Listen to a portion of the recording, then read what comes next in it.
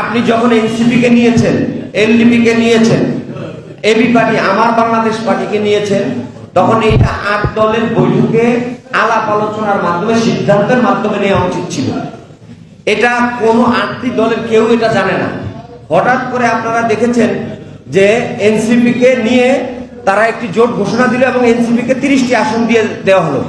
এখানে প্রিয় সাংবাদিক ভাই, আপনারা একটা জিনিস লক্ষ্য করেন, ইসলামী আন্দোলন এবং জামাত একসাথে 6 মাস চলেছে, সারা বাংলাদেশে 8টি বিভাগে একসাথে প্রোগ্রাম করেছে। যখন আমরা বলেছি যে আসন সমঝোতার বিষয়টিকে সমাধান করেন, তখন সেটিকে বারবার পিছানো হয়েছে।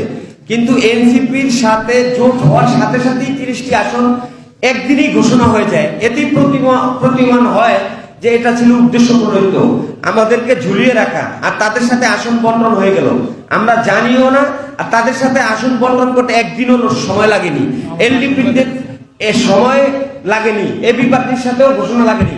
কিন্তু যত সমস্যা ছিল আমাদেরকে, আপনারা জানেন যে জামাতের নায়েবে আমির আব্দুল্লাহ মোহাম্মদ তাহের সহ কেন্দ্রীয় নেতৃবৃন্দ, আমাদের এই মোহতারাম ইসলামী আন্দোলনের নায়েবে আমির সহ আমাদের 10 জনের একটি টিম যে বৈঠক হওয়ার কথা ছিল, তিনি সেই বৈঠকে উপস্থিত হননি, মোবাইল বন্ধ করে রেখেছেন এবং তিনি পরবর্তীতে বলে গেছেন যে আমি এই বৈঠকের কথাটি ভুলে গিয়েছি।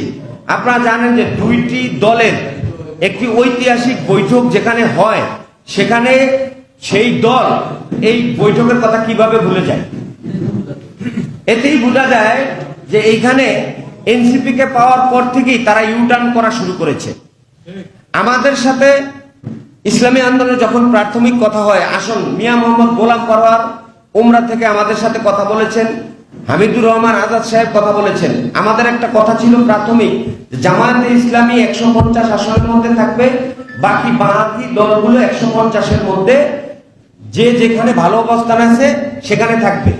কিন্তু এটাকে ডিলে করে প্রথমে বলা হয় যে 90টি, তারপর বলা হয় 70টি। যখন এনসিপি কে আনা হয় তখন আমাদের জন্য বলা হয় যে 35টি আসন। আপনারা জানেন যে এনসিপি জুলাইতে অনেক অবদান রেখেছে, তাদের অবদানের কথা স্বীকার করি না, কিন্তু ভোটের পার্সেন্টেজ হিসাবে আমাদের মোহতারাম আমির এবং জামাত ইসলামের আমির যখন বৈঠকে বসে এই আসন সমঝোতার ব্যাপারে, তখন তিনি কথার এক ফাঁকে প্রথম আলো এবং আমাদের দেশ কয়েকটি পত্রিকা নিয়ে বসে সেখানে বলে যে দেখেন বিএনপির ভোট 60%, আরেকটা পত্রিকায় দেখানো হয় 38%, জামাত ইসলামের দেখানো হয় 37%, এনসিপি কে দেখানো হয় 7%। সেখানে তারা ইসলামী আন্দোলনকে কোনো জায়গায় 1.5%, কোনো জায়গায় 1%, কোনো জায়গায় 3%। এটা আপনারা যারা সাংবাদিক আছেন আপনারাও লক্ষ্য করেছেন। তখন আমির সাহেব বললেন, আমাদের মোহতারাম আমির বলে যে আপনার এই জরিপের যদি তথ্য নিয়ে যদি আসন সমঝোতা করতে হয়, তাহলে তো ইসলামী আন্দোলনের সাথে আসলে কোনো জোট করার বা ভোট সমঝোতা করার কোনো প্রয়োজনই নাই, যেহেতু ইসলামী আন্দোলনের 1%ও ভোট নাই। যার 1% ভোট নাই তাকে নিয়ে কিসের আসন সমঝোতা হয়, কতটুকু আগাবে?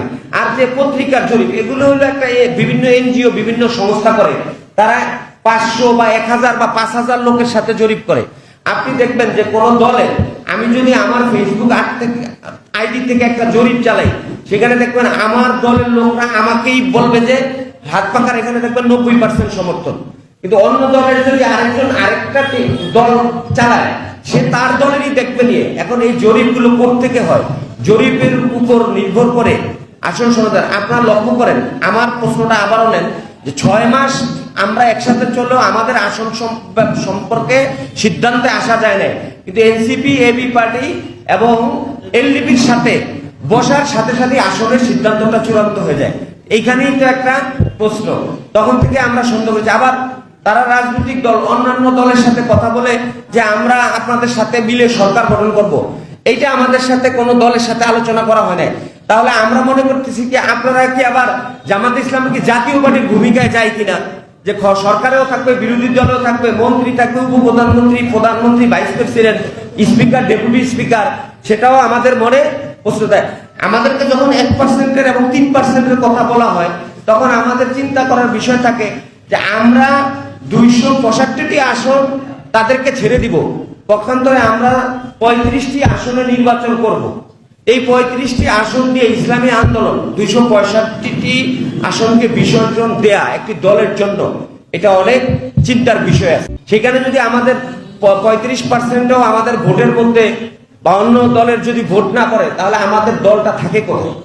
আমাদের বৃহত্তর চিন্তা করতে হয়, কারণ আমাদের সারা দেশের যারা ইলেকশন করবেন, যারা নেতা কর্মী, তাদেরও আমাদের মতামত নিতে হয়েছে।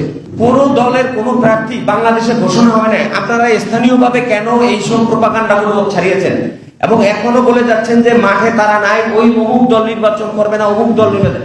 এটা কি যে সহযাত্রী দল, বন্ধু সুলভ যেই দল, তারা কি এগুলো করতে পারে? এগুলো সারা বাংলাদেশে বলার কারণে এর একটা প্রভাব সারা বাংলাদেশের প্রার্থীরা আমিরের কাছে যখন এগুলো বলেছে যে একই কথা সারা বাংলাদেশে, যে তাদেরকে প্রার্থী দেওয়া হয়েছে, মিষ্টি বিতরণ করা হয় এবং আবার এগুলোও বলা হয় যে এই আসলে যদি আমাদেরকে প্রার্থী না দেওয়া হয় আমরা অন্য কোনো দলে ভোট দিব না।